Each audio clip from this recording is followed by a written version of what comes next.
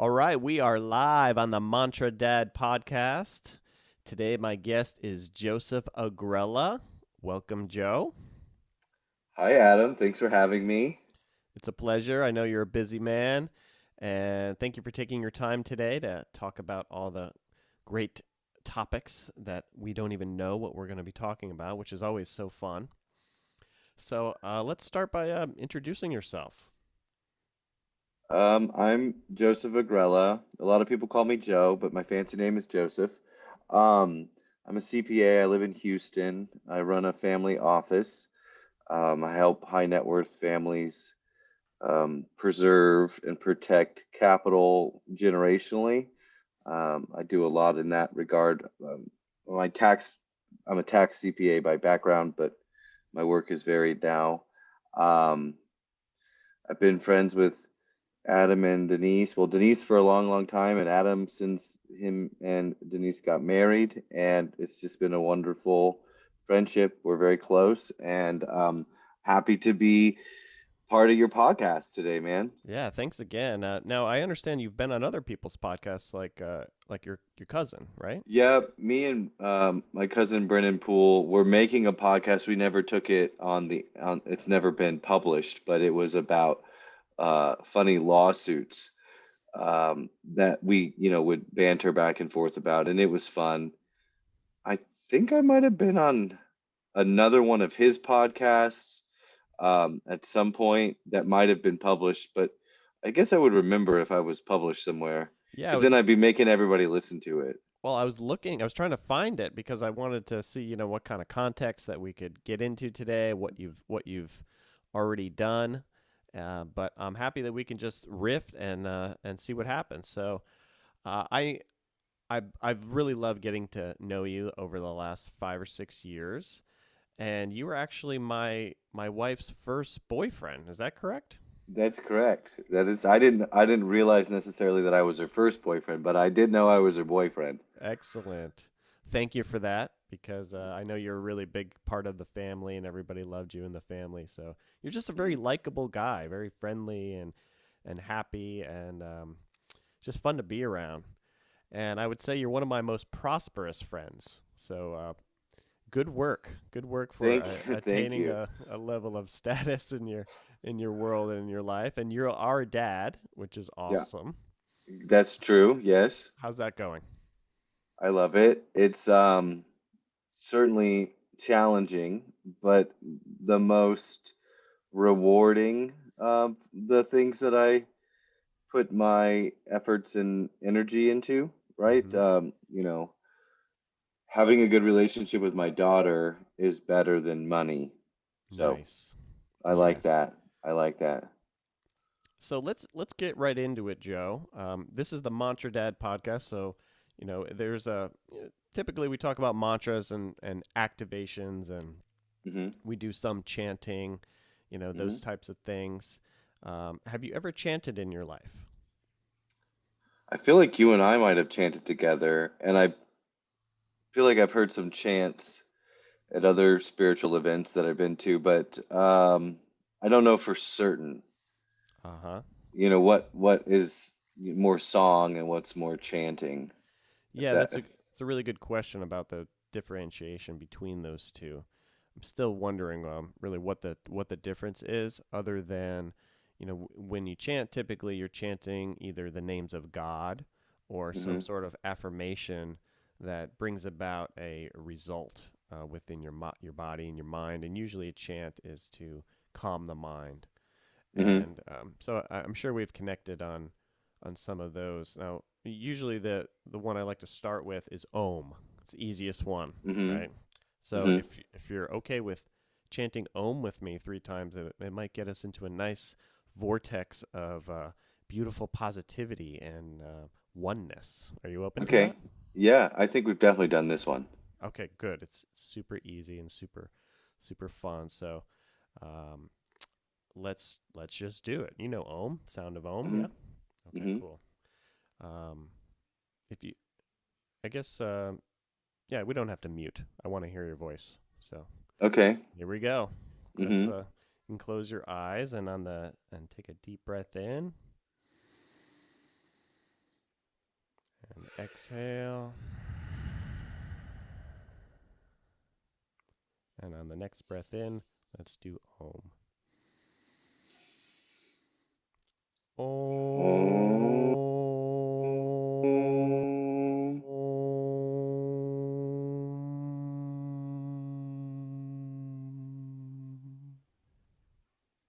You did it way longer than me. It's okay. Let's do two more. Okay. Om.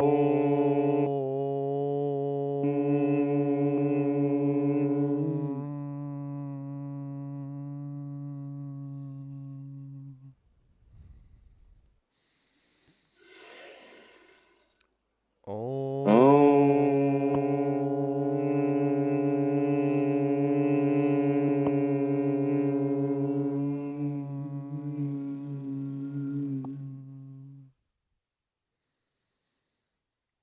Beautiful. Thank you. All right, now we're tuned into the universal sound current. How do you feel? Much better. You even I look. felt like I was humming more than I was chanting, though. Is Well, there's a that? there's it's a simple mantra, but there's really two parts of it. So the first part is oh, the oh, Uh, and then the second part is the mm. It's mm, kind of like masculine and feminine kind of together. So simple but profound. Is this a Dr. Pepper commercial? yes. Zero sugar.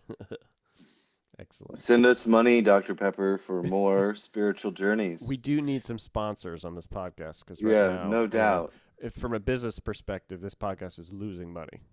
Yeah, But I guess it's a neutral. Yeah, go ahead. oh, thank you. Um, got the mail today. Oh, good.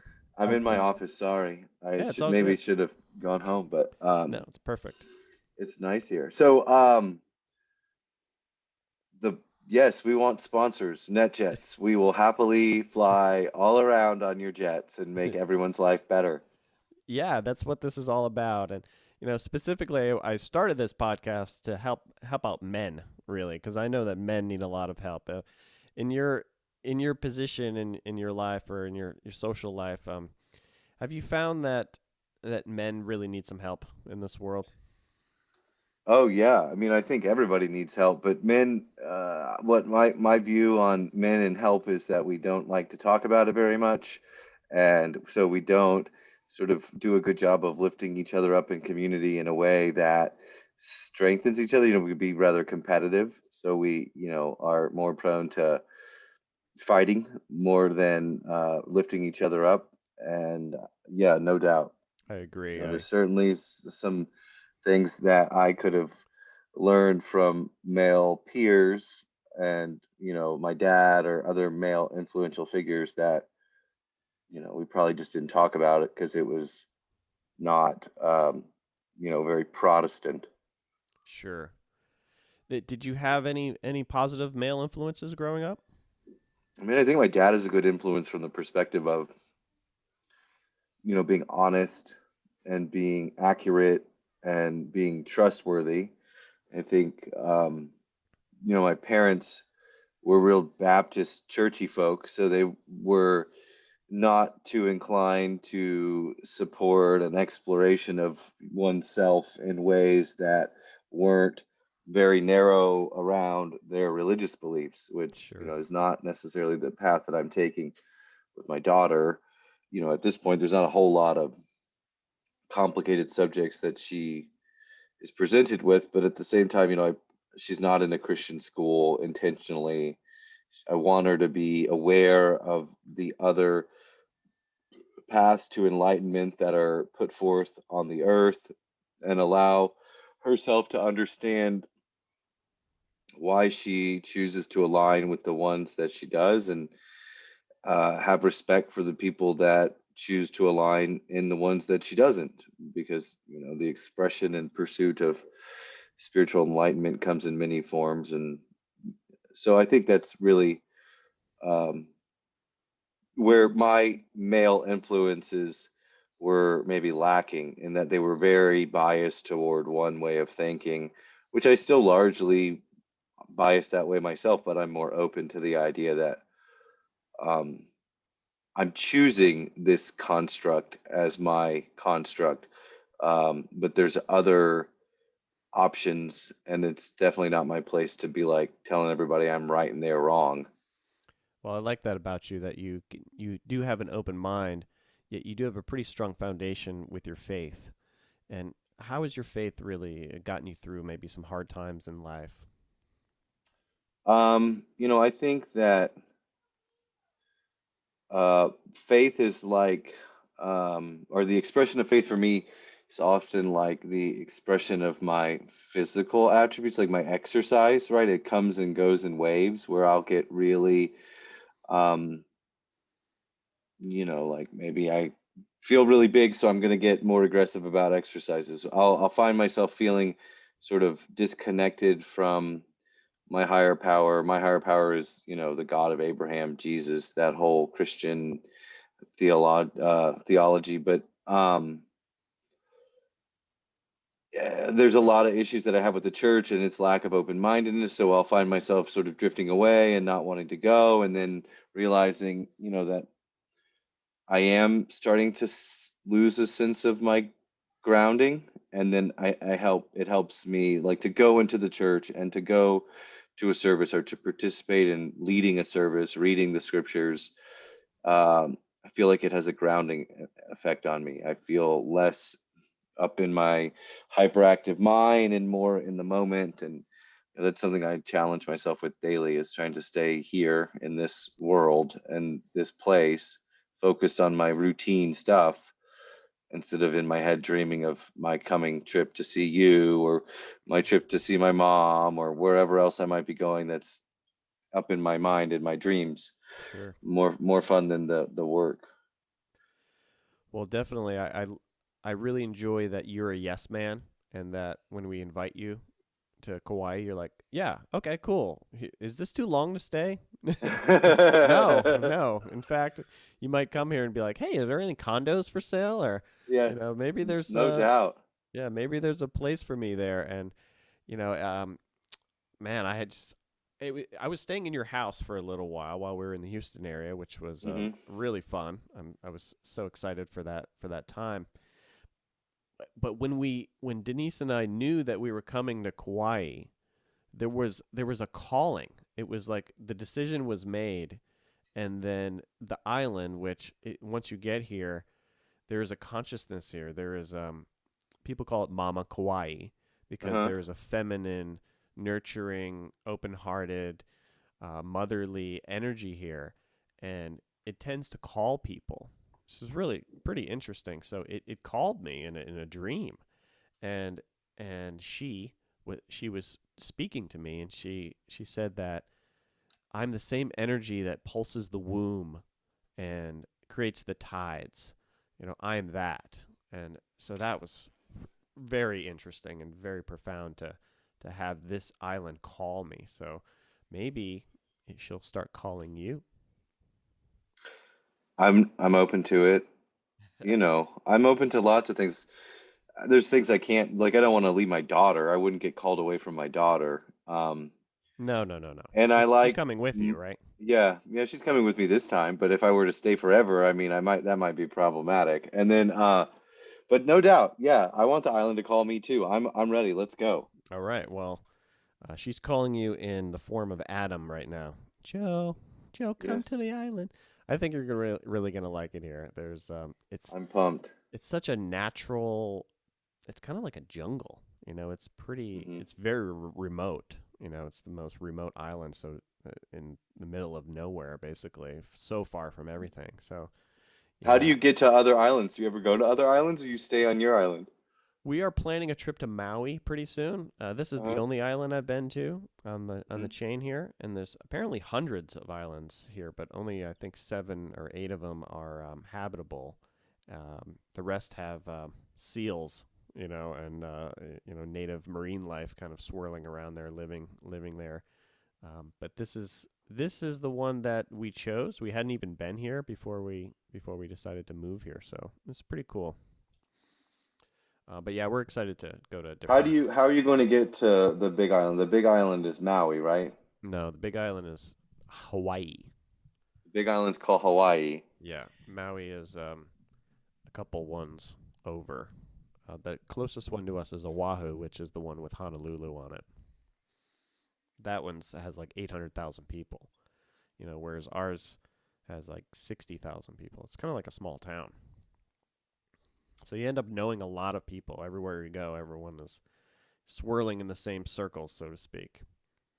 And most people are spiritual, I will say, although there is an element of seediness, and I think that is kind of everywhere, in cities and downtowns.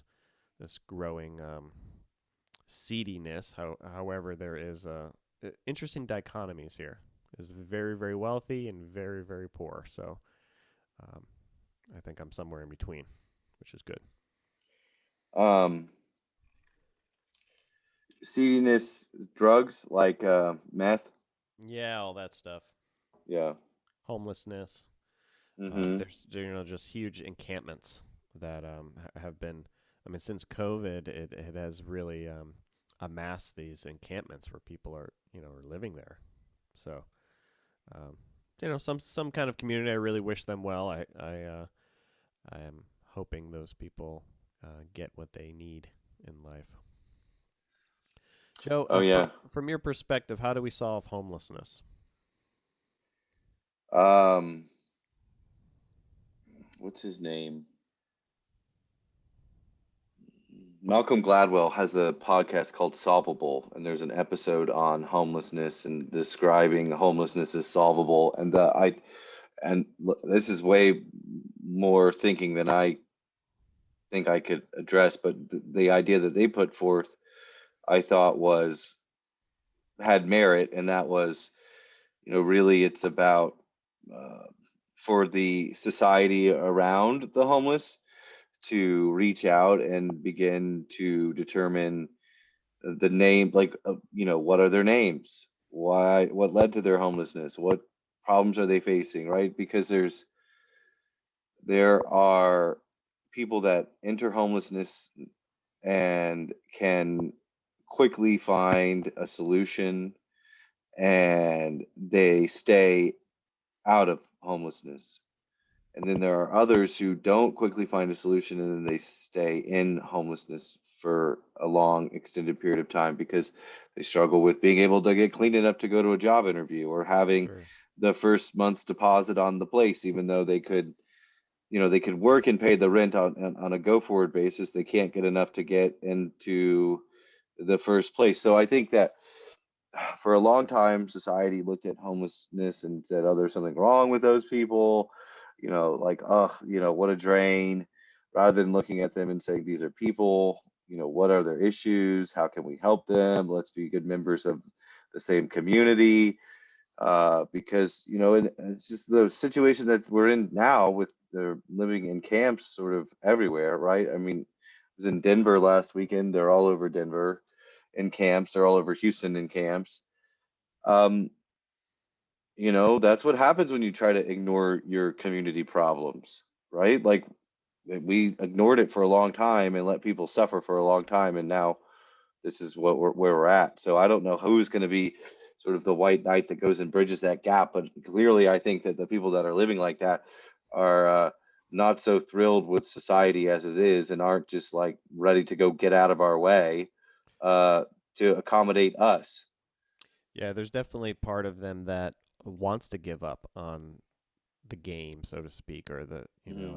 I'm sure if we did connect with some of those people on a more personal level, that they would all kind of have a theme, which is I'm not paying into that world. That's the world that gave up on me. So I Hmm. think you're onto something there.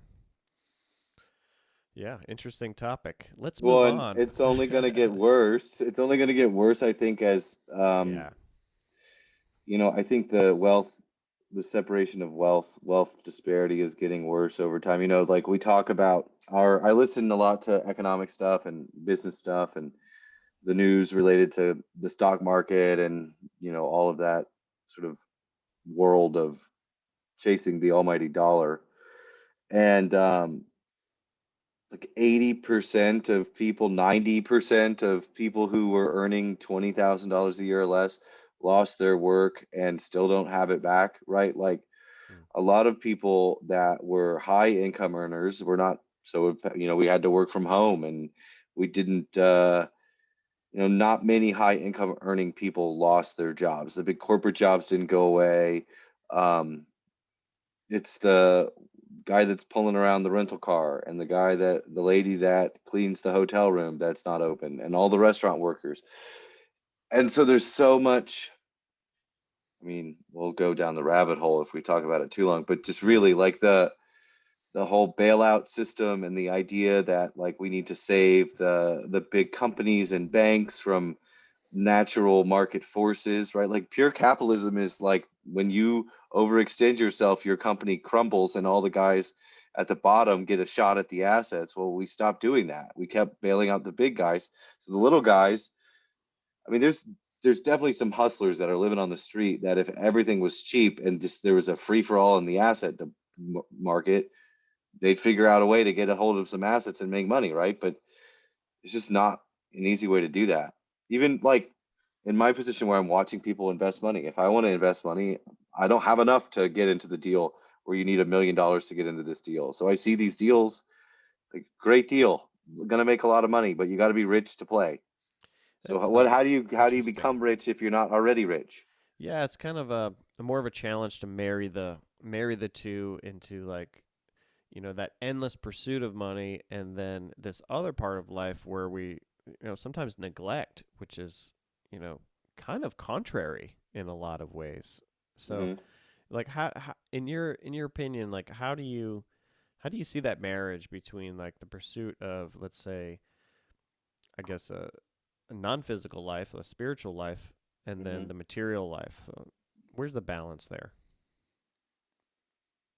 Well, I remind myself of scripture where I think it's Jesus saying it um, in the Gospels, but I could be wrong.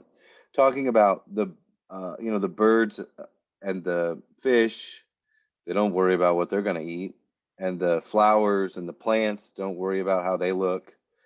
And so, why do we as humans go on laboring over these ideas about needing to acquire things to dress ourselves, to feed ourselves, when you just look at ourselves as God's creatures and God takes care of all the other creatures he put on the earth, why would he not take care of us? And so I think it's sort of like an individualized battle, right? Like I love that idea. I certainly feel a lot of comfort in this concept that I don't have to worry about all the shit that I worry about. But then I also feel comfortable in first class and I like to ski and I like, so I can't obtain those things, or I struggle personally with the idea that I could let go of what I do to acquire dollars and then somehow have that taken care of by God. I feel like I'm sort of playing both sides of the fence a little, and maybe there's, you know, wisdom that says it's not such a smart idea. Um, and that, yeah, I'm open to checking out. And like when I come and see you, I want a week of like nothing to do with work and all of that, you know just stuff. And I don't want to do that, right? I don't want to do it most of the time. I want to check out and be free and one with the birds and the plants, and but I also want a nice car and not to have cheap stuff. So Yeah, those it's like plants, they don't pay very well. no, I know, right? They can give you a good time, but they're Sure. not gonna buy your house. So Yeah, it's an interesting dichotomy there between the two worlds, so to say. I mm, feel like humans have been working through this for millennia now. I mean, I guess ever since the bartering and the currency came to be.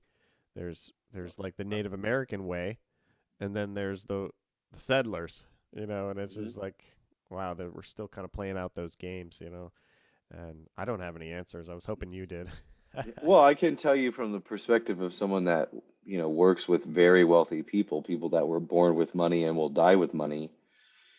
It does give me this view that like it really isn't about what we do, right? Like, why wasn't I born rich, right? They didn't ask to be born rich either.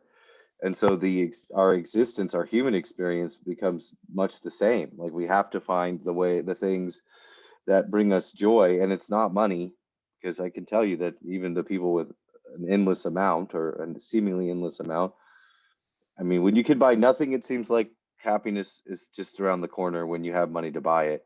And then when you can literally buy anything, imagine like you have so much money, like anything obtainable in this world, you can buy it. Well, then what are you going to buy? Mm. Like you just like you could spend the rest of your life trying to buy it all and you still wouldn't be happy. So you got to make yourself happy doing the things that fulfill you. And That's I exactly still, why I started this podcast, Joe, yeah, because because it fulfills you to make podcasts. well, yeah, that's one part of it. Yeah. I love talking. I love Uh-huh. connecting. This digital world helps me connect better, and I can spread the joy of chanting and mantras and spiritual conversations and high vibes is what I'm trying to really encompass. Mm-hmm. And the guests I've had on uh, really can bring something to Mm-hmm. this world, including yourself. So there's just a lot to be a lot to say, a lot to encompass, and uh, to embody a new world where there's success is actually kind of redefined, and it's like how much joy do you have in your life, and the ability to experience that joy without struggle, and well, I guess struggle is sometimes good too. It's like that Mm-hmm. heat, that friction to work through things, to get deeper appreciation for the things you have in life too. So, like you said, your daughter and my daughter really is the nectar of life. To Mm-hmm. pour yourself into the next generation and know that you're doing something positive. Right. And empowering them to be able to go where they want to go when they want to go there. That's what I mean. I like that concept. Right. I think that either of us, any of us, could really sit down and sort of be in one spot, never go anywhere, never buy anything, exist in that space. Um, but your world becomes really small, right? So small. So I like moving and being around and seeing as much as I can see and going all the different places. And I still haven't seen much of the world, right? I've seen quite a bit of the US, but not much of the world. But as my daughter's young, I don't want to take her many places until she gets older, but um, that's part of it I want us to experience the world and see Yeah, what's out there, right? Not definitely. just be at home. That's, I guess, what's motivating me. I think I could probably sit at home now, if I stopped doing everything, paid for what I had, and just chilled. But I think I'd get so bored. Yeah, definitely. And boredom is one of those things that I think should propel you into more of a dynamic lifestyle and more of a movement. I I learned when we had our float center, the Uh-huh. flotation tank, that it's not just all about stillness. Because that's boring. Sometimes people couldn't even be in there for an hour. They had to get out, or manifested salt water falling in their eyes, so they needed to get out. That happened a lot. It's about movement, so it's the balance of the two, the stillness and the movement. So I think that is the marriage, in more of a general overarching way, that we need both, right? Hmm. We do need that both. So, I think I have too much movement in my life right now, hmm. so I'm trying to sit more, So because I go everywhere. what are some of the lessons that you've gained from some of your enlightening experiences over the years? Um, being more in tune with my body, and I still struggle with that. Like I come in and out of um, really disciplined periods where I'm very motivated to keep my body trending in the right direction, and then there's other periods where I go and I'm very decadent and I order more food that I could possibly eat just because I want to taste it. and I freaking love it. Like, I mean, one of my favorite things to do is just post up at a table and get fed. Man, I love it. And so, but I know that my body is part of my spiritual journey, right? And also my mental journey. And if I, part of what I've learned in my journeys over time have has been to, really keep peace with my body. Also, have I learned that, I'm super hyperactive, right? Like I'm legit ADD, ADHD. Um, I haven't been doing any sort of medication type treatment, pharmaceuticals for years. The last time I was on pharmaceuticals, I didn't like the person that I became, and it ended relationships. It caused havoc in other relationships, and I just really wanted to embrace who I was, just as I am. Like, yeah, I'm hyper, but let's figure out how that works. I found that using my body, exercise, burning calories is a huge tool in me being able to channel that energy and still be productive and focused over, things that for me, like once I learn and do something, sort of master it, doing it repetitively is like agony. And so, but it's difficult to just always do new things, right? Like, um, so definitely about the body, also about so taking care of my body, but also the way that I share my body and let other people experience my body. I think, like we talked about, I grew up in a real Baptist home where, sex was between a married man and woman. And then I tried to go that route and I didn't like it. And it was, difficult to be married to a woman.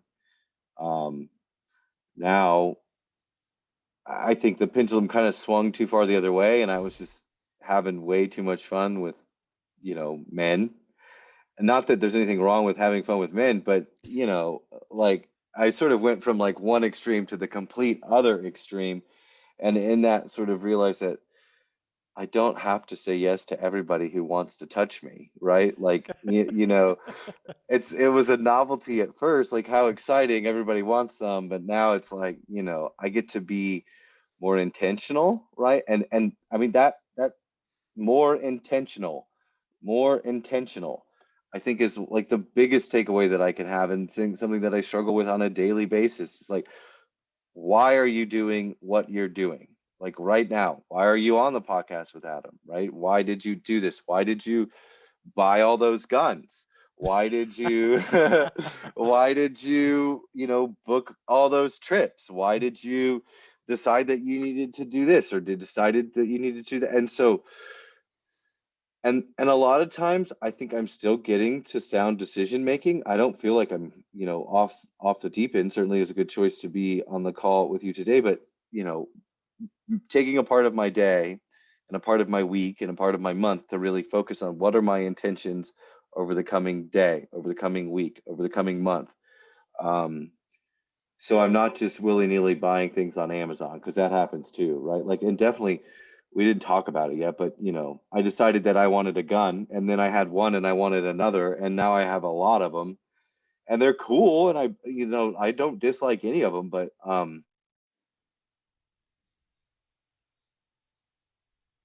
need every one that I bought, I guess you could say. Um, so it wasn't all that intentional. I didn't meditate over each of my purchases in my arsenal. Well, you are in Texas, so I feel like Yeah, it's like, the whole consciousness is rubbing off on you a little bit, where, where you see those bumper stickers and, there it's are still people here with Trump flags in their yard, and how dare like, they? well, I mean, whatever, vote how you want, but come on. I mean, it's we're already in May of the next administration. Like, they're just, Yeah, sometimes I you forget know, who's even the president, because right. there's not too much talk about. There's very little controversy happening. Well, Well, I guess I'm not really paying too much attention, which thankfully I'm not because yeah, I can go down those rabbit holes as well. But getting back to what yeah, you were talking about yeah, the the discipline and the intentional living. I feel like it's more in harmony with maybe what the earth and what this earth is needing from you. You know, Right. and when you come to a place like Kauai, you understand what the earth actually needs us. She needs us to be more intentional and more loving towards each other, and less spinning our wheels around. And um, yeah, because when we're in that consumerism, I would say, Hmm. we're kicking the can down the road a lot, and we're told that the next purchase or the next trip will bring us something. It'll make you happy, for instance. And you know, hearing what you're saying, it's like kind of an endless stream of down these trajectories where Hmm. you're really not finding the meaning, I guess, in life, even though I know that you find a lot of enjoyment. Hmm. And I'm not sure if those are the same, enjoyment and meaning, because Hmm. joy seems like it's the reason why we're here. It feels the best, Hmm. to have joy in life. So I know when you're careening down those ski slopes, you're like, yeah, this is what life's all about, and nothing Hmm. wrong with that at all. Hmm. So man, it's definitely a learning experience for sure. Earth is a school. Yeah, no doubt. Well, and if you look at the earth and Mother Nature, I mean, not much impulsive shit happens naturally, Yes. right? So humans are really the impulsive monsters.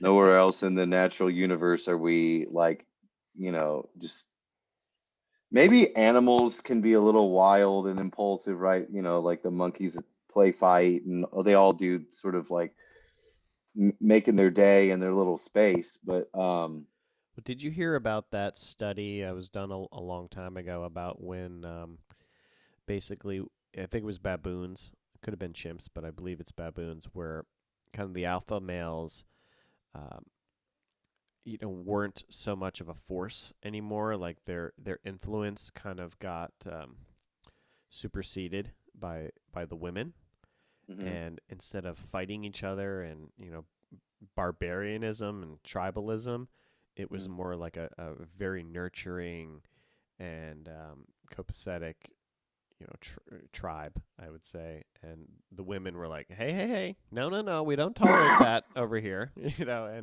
And mhm, the men that were the former alphas um, kind of fell in line, and I think they both realized that maybe this is better. I'm not saying that we should give up our masculinity, but I am saying that there's a certain toxic masculinity mhm, that has gotten us to the place where it's destructive, and we see the results of toxic masculinity. For instance, war and uh, power over, power under. That whole those old paradigms or those old dynamics. So I feel like when we're open to a little bit more femininity, not doesn't mean from a masculine man standpoint, it doesn't mean that we become women. It just means that we allow a little bit more nurturing and love into our life. That a little bit of love goes a long way. A little bit of nurturing and compassion, empathy for each other, and for this mother that we live on as well. So something to be said about when we give up that destructive tendencies. So food for thought there. yeah, Again, a nice, a delicate balance between in the individual. So we're learning. We're all learning. no doubt. Um, let's see. I wanted to talk about how you do stay disciplined when you are on that discipline trajectory. How do you stay there? Um, the last time I did it, I did like a 75-day challenge, and it was just about checking off the days and not wanting to compromise with my own self over a given commitment. I mean, I think that's really a challenge and a motivating factor all at the same time, right? Like if I'm going to decide that I'm not going to participate in a habit, um, well, I guess back up a little bit. I try to keep my focus centered around the positive. So, if I'm gaining weight, if I focus on Jesus, you're gaining weight, you're getting fatter, your clothes aren't fitting, look, you're not looking as good in the mirror, all negative, right? But if I focus on, I want to have physical dominance, right? I want to enter a room and I want to be perceived in a dominant way, which is not altogether that, noble of a desire, but I've never had that, so I want to try it. And it's certainly not going to serve me poorly. Um, well, okay, I don't think about it like if you eat this, you're going to get fatter, you fatty. I think about it like if you eat this, you're not going to reach your goal of being physically dominant in the spaces that you command. So you want to not eat that, right? Go lift weights, go on a walk, focus on those elements. Just in the same way that I want to be um, financially independent. And when I say that, I mean like I want my assets to make enough money to support my living so that I don't have to do anything to support my living, right? I just watch my assets and take care of them. Now, I'm I know this is not easy. I'm not suggesting that I'm just going to suddenly have money and not do anything. I already know that's not the how it works, but to be financially independent, credit cards are not a means to that end, right? Even if they give me sweet travel benefits, they're not going to make me financially independent, right? So I just stopped wanting to use them, right? Like where I was so motivated to use them because I felt like I was getting all these free things. It's like, okay, but then the balance goes higher than you really want it to, and you got to come over from your assets and pay off the liability where why don't you just get rid of all that and sort of like think intentionally over each of your choices and how each of those choices accrue to the goals that you've set for yourself. Hmm. um and I still want to be impulsive, right? Like I want to be in a relationship, best I can tell I want to be in a relationship, uh, particularly one that's emotionally or mentally stimulating, right? Like I don't really want to sit forever with pretty people. I love pretty people. And some not that pretty and intelligence are correlated, right? You can be one or either or both. Um, but like I need some meat to my conversations when I'm with the people that I spend a lot of time with. So, you know, randos aren't helpful in achieving that goal, right? I'm not suddenly going to have a very wonderful, submissive random person turn into like the right person to sit beside me on the throne, right? If you will, right? Like I build my kingdom. I want power. I want influence. I want my daughter to live like a princess on the earth and see herself as a queen as she matures and to be strong and independent. Well, there's a lot of people that have come through in my life that have played no role in that. And so just reminding myself of where I really want to be versus what my impulsiveness can get me right now um, helps Okay. me stay on track. Yeah, that's a great way of looking at it. So kind of from the big picture down, thinking with that intentional Hmm. point of view. Maybe on Amazon you need to click the filter for intentional, and maybe I've been on so much better about buying stuff from Amazon. okay, that's great. Maybe it's best to take it off your phone, like we talked about. I don't know if Oh, you that got was a that good far. idea. I I didn't don't, do that, but I did get rid of a lot of the social media. I did find that like excellent. even during the week, I have to pretty much delete all of it so that I don't fall into like this hour-long trap of looking at bullshit. And then on the weekend, sometimes if I'm doing cool stuff and I want my friends to see and I want to sort of remember in those, like, the apps are good about reminding you of shit that happened last year. I can turn it on and do that and then turn it off again, right? I don't have to have it in my pocket all the time. And sometimes I'll be like, oh, I'm going to take a picture of this and put it on my Instagram. And then I'm like, no, you don't have Instagram right now. Oh well, get over it. It's not that big of a deal. Excellent. And So I yeah, want to be it a good sounds like example, yeah, for my daughter, right? She's already like talking about how, She thinks I'm addicted to the phone, and I'm like, well, that's fair. I would say that's true. That's why you can't have one, because I don't want you to fall victim to the same sort of cycle of this constant need to feed, some compulsion to see something new. And I was like, I'm not getting you a phone. Like, you're gonna hate me when you get to 13, 14, because your friends are gonna have them. And I won't do it. I don't want you to have that. It's poison. Yeah, it is. It There, really is. I mean, it leads to some major malfunctions and depressions at a very, very young age. More suicides than ever, all mhm, linked, you know, probably almost exclusively to comparing oneself to the mhm, highlight reel of the feed that is there. They call it the feed. Isn't that mhm, weird? You mhm. know. I think that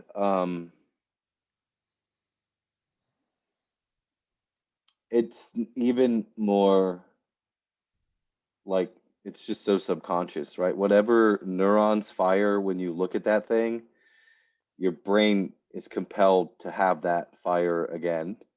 And so it's just like it's compulsive. Like, it's Totally. just so easily becomes compulsive, and the only way to really fight it is to give less and less reasons to look at it, and less reasons to feed the compulsion, because it depresses everybody. I mean, and I don't think it's just because we're seeing somebody doing something that we can't do, right? Like, we're never going to be able to do everything that everybody else can do. Like, most of us have accepted that, but it's just some sort of like the stimulation, right? Like, it's Yeah, and I have a and theory like on that. the so short, so short, so short, so short, Hmm. so short. It's not a complete picture. It's not any sort of depth. It's not any type of intention, right? Like, how can you really develop any type of intention or experience intention? And 8 second, like, epileptic sort of flashing of everything Yeah. all the time. It's just noise. Yeah, that's exactly what it is, and it's all designed that way. I'm sure you've seen the Social Dilemma, Yep. and you know how it is rewiring and turning on those reward mechanisms in the brain, the limbic system, and how all of these things is geared towards becoming addictive and increasing engagement. You know, in their various platforms, which was what makes the users go up is how engaging it is. And from Well, and it drives ad revenue, because the more engaged your users are, the more you can sell your space. yeah, and it's impossible to even differentiate between who's your friends and who's an advertisement. Oh, no doubt, right? Like, I have to read everything. Like, am I reading? Yeah. Yeah, no doubt. It's and like, they're not, none of them are, it's not my friends, right? I mean, really, Your how many friends' friends friends. do, yeah, like, how many friends do we really have? I mean, some people have more than others, but like, I'm seeing stuff I'm your on there that friend, I don't Joe. need. Well, yeah, we're legit friends. We need like our own social media app that feeds our brain in a totally different way. It's just for us. Uh, yeah, it's poison. I try to avoid it. I like my pictures though. Like, I don't dislike, seeing my memories. I'm happy that it helps me stay disciplined. And it's just like, I have to just keep doing it, man. Like, Yeah, I there's don't no want to, magic just like bullet. yoga, right? Like, I go through phases where I'm like really getting better at my yoga, and I'm like, damn, I'm impressing myself, right? And then I'll be like, I won't go to the studio for like a month, and then I'll Mm, be like, I gotta go. I just gotta go. It doesn't even matter if it looks good, right? If I just go and start, at least I'm starting. At least I'm taking one step toward it. mm. Um, yeah, I need to go work out this afternoon. I haven't worked out in like 2 days. Go for it, buddy. Yeah. Yeah, man. Yeah, getting back to the body and how it's actually the result, right? The body is the result of all of your choices and really all your thoughts too. Hmm. You know, all the actions that you do on an everyday basis. Your body holds all of the past. Essentially, you're walking around with everything that you've chosen over your lifetime, right? Hmm. So, genetics play some role, but really it's your actions, every single day. So when you go to the gym or go to hot yoga, you're on a different trajectory.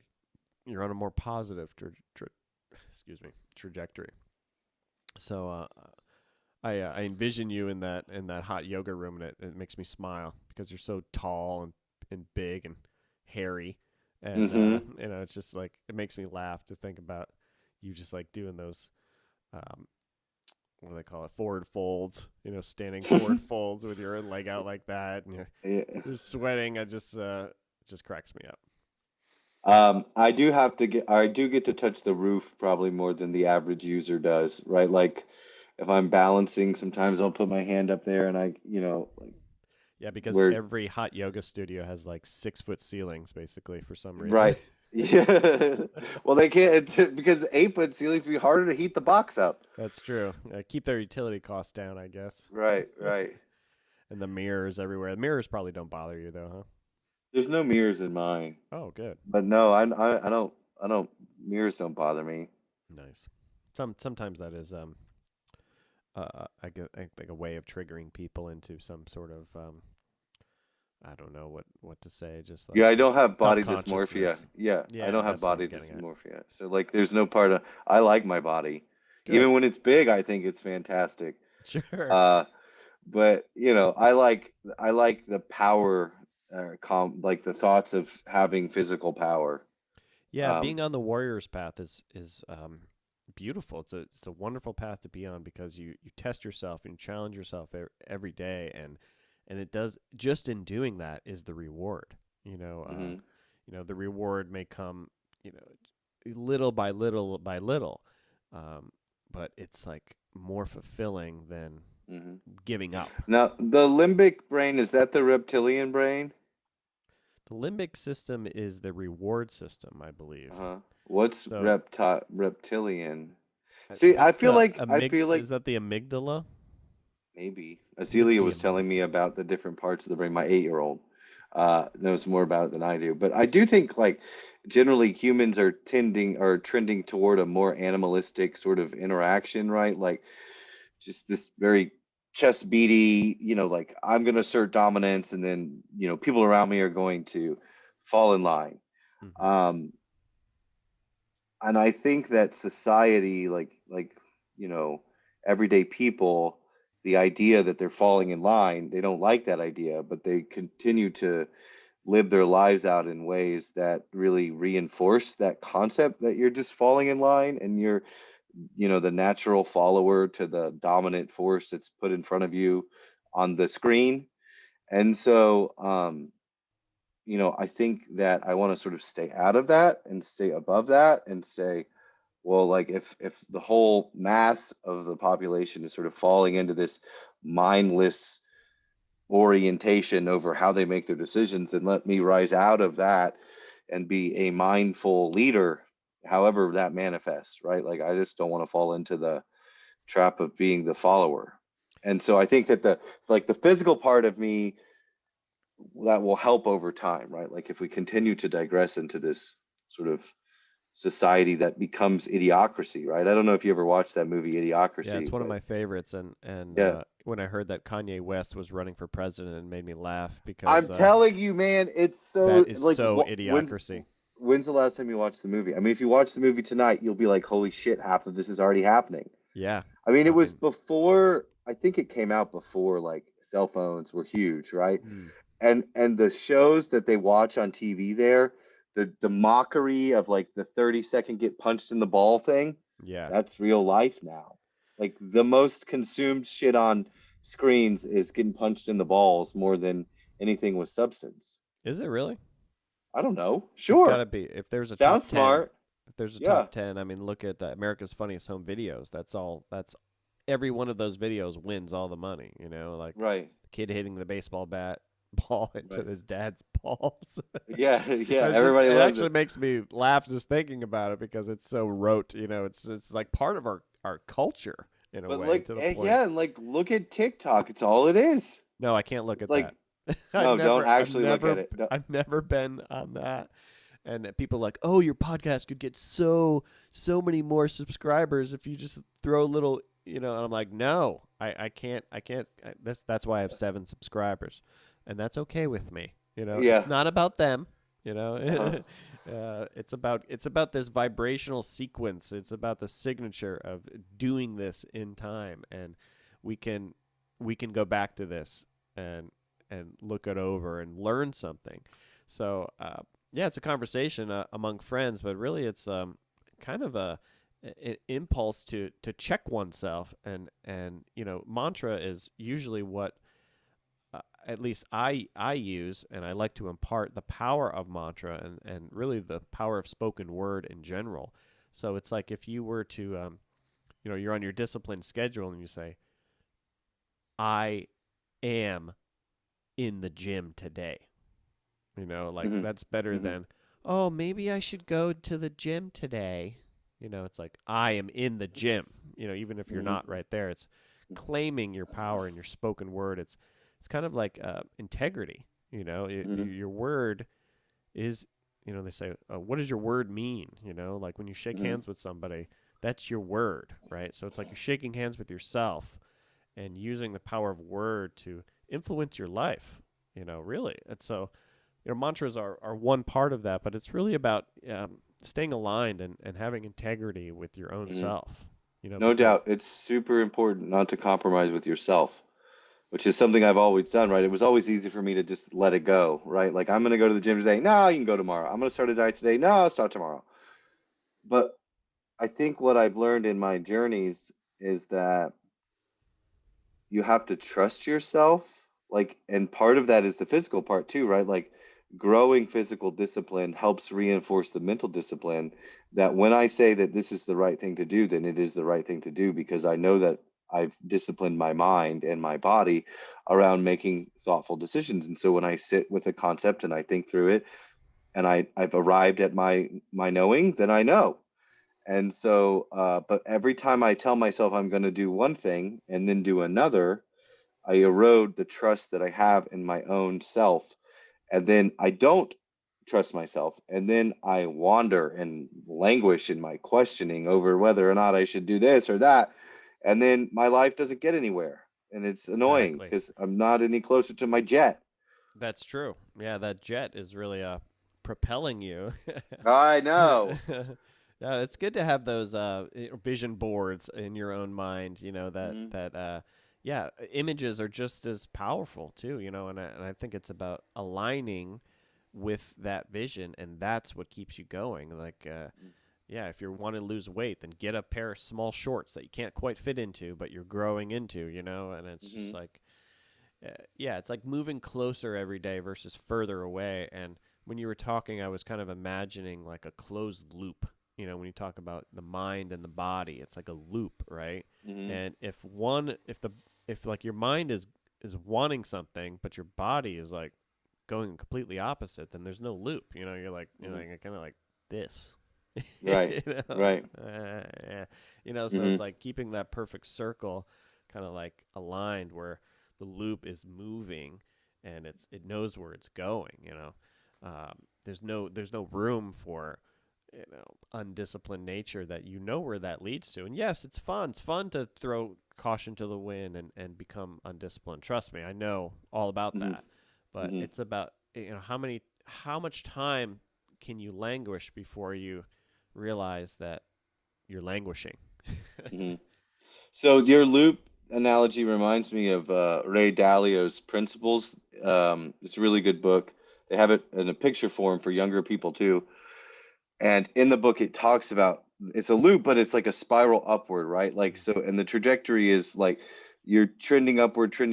You meet an obstacle, you fall down, and you revert, right? And then you assess where what tripped you up. You assess why you let go. Then you re-energize and you come up higher than you were before. But as is always natural, you meet an obstacle. You're going to stumble. You fall down. You come back to where you begin to move in the opposite direction. You find your footing, you assess, you reevaluate, you move forward again, this time going ever forward. So you're looping and you're balancing, but the loop isn't a perfect circle because it's sometimes taking you backwards and sometimes taking you further up than you had been before. And I Interesting. I would should say probably that read that book. I'm yeah, you should. It's good. All right, I have to switch gears. I can't stay on the Zoom anymore.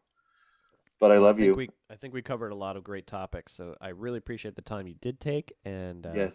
wish you all the best in your persistence. Thank you. I can't wait to see you. Yeah, it's gonna be soon, and we'll do a live podcast when you come too. It'd be great. Okay. Yeah, outside. I want to be Oh outside the whole yeah, time. yeah, No definitely. inside. Yeah, Okay. no walls for us. Yes. Okay, Joe Thank you. Agrella, thank you so much for coming on the Monster Dad Thank podcast. you, Adam. I Aloha, love my you. brother. I love you too. Aloha. Bye bye.